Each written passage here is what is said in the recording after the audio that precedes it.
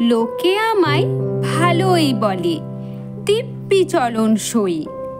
দোষের মধ্যে একটু নাকি মিথ্যে কথা কই।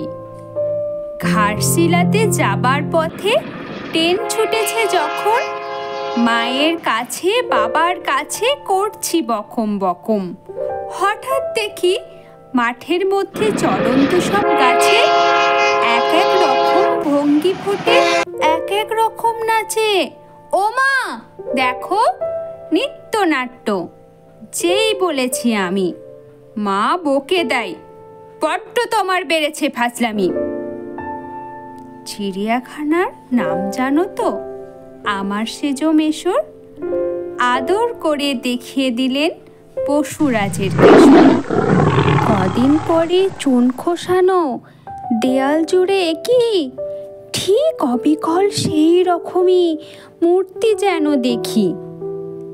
ক্লাসের মধ্যে যেই বলেছি সুরঞ্জনার কাছে, জানিস আমার ঘরের মধ্যে সিংহ বাঁধা আছে। শুনতে পেয়ে দিদিমণি অমনি বলেন, শোনো, এসব কথা আর যেন না শুনি কখনো। বলি না তাই সেসব কথা, সামলে থাকি খুব। কিন্তু সেদিন হয়েছে কি এমনই বেয়াকুব। আকাশ পাড়ে আবারও চোখ গিয়েছে আটকে, শরৎ মেঘে দেখতে পেলাম রবীন্দ্রনাথকে।